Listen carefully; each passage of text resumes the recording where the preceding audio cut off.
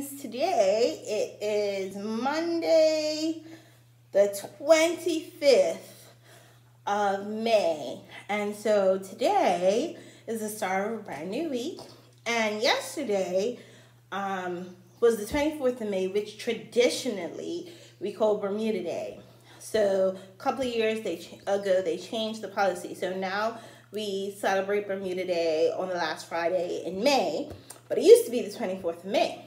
And when I was a little girl, we used to call this month Heritage Month, which is a celebration of our Bermudian heritage. So I told you on Friday I have a kind of a surprise, but it's not really a surprise. It's just a little bit of something different. So this week, for the rest of the week, starting today, I am going to be reading stories that are on or about Bermuda because I love Bermuda and I'm proud to be Bermudian, and I love my home. So we're going to kick off this week of Bermuda stories, or stories about Bermuda, with Tiny the Tree Frog Tours Bermuda, and it's written by Elizabeth Molderig, and she actually has a bunch of books. Tiny the Tree Frog books, including a Christmas Tiny the Tree Frog book, and a Mother's Day Tiny the Tree Frog book, and a Father's Day one as well. So she has a bunch of Tiny the Tree Frog books, and she has a Tiny the Tree Frog coloring book. So if you're interested, it's good to look her up. I know that they have these books available at Bermuda Bookstore and at Brown & Co. So if you would like to find them for yourself. So let's open it up and see what it's about.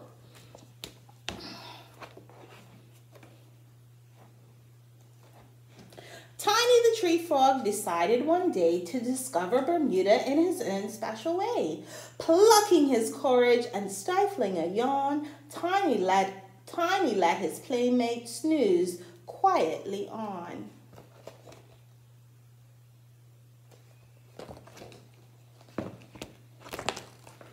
A horse and buggy came up alongside.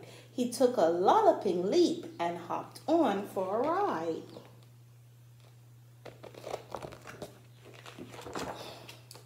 The very first stop was an ancient stone fort with dungeons, no dragons, and an old ship in port.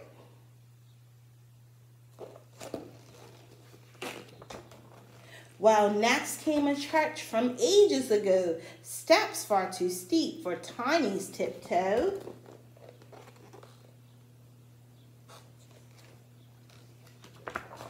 The perfume factory was part of the tour.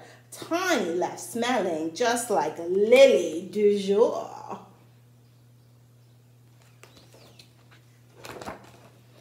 Dark fairyland caves were thrilling and cool. A crystal cathedral reflects in the pool. Tiny stretched out on a small pink beach, just a weeny bit homesick for his mates out of reach. Eyelids were droopy, of course, it was day, but he staunchly continued his adventuresome way.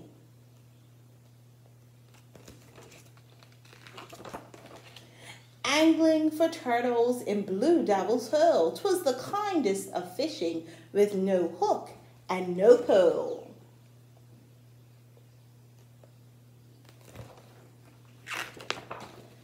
He heard ducks quacking in the aquarium nearby, the loud laugh of monkeys and peacocks' shrill cry.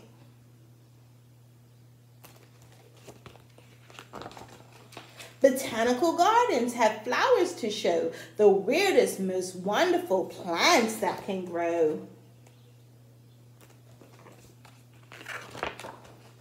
Hungry, he lingered in town to have lunch and relaxed in the bird cage to munch, munch, munch.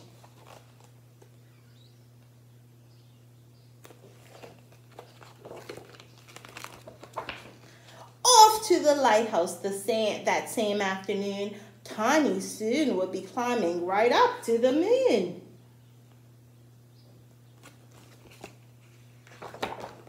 The smallest drawbridge in the world came next, but the ride was so bumpy that Tiny was vexed.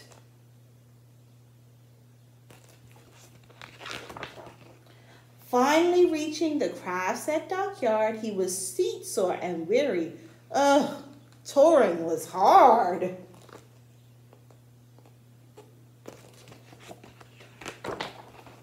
At long last he found the Museum of Ships, and the end of his journey put a smile on his lips.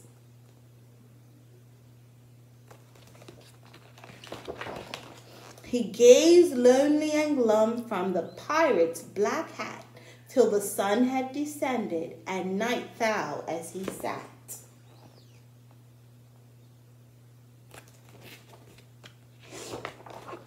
Then peeping and piping and whistling with joy came trillions of tree frogs, all seeking our boy.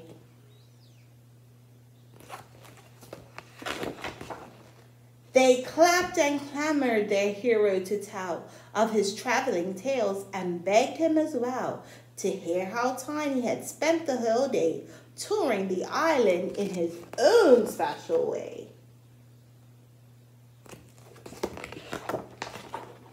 And that is the end of the story, Tiny the Tree Frog's Tours Bermuda. I hope you enjoyed that for my international friends. There's lots of the things that Tiny saw were actually real things that actually you can find in Bermuda, like the Gibbs Hill Lighthouse and Crystal Caves and different things like that. So I hope you enjoyed it. I do like that book. And actually, do you see right here? It won an award, so that means it's a good book. Thank you for listening, and I hope you enjoy the rest of your day. Be safe, and I'll see you tomorrow for more Reading with Miss Paynter. Bye-bye.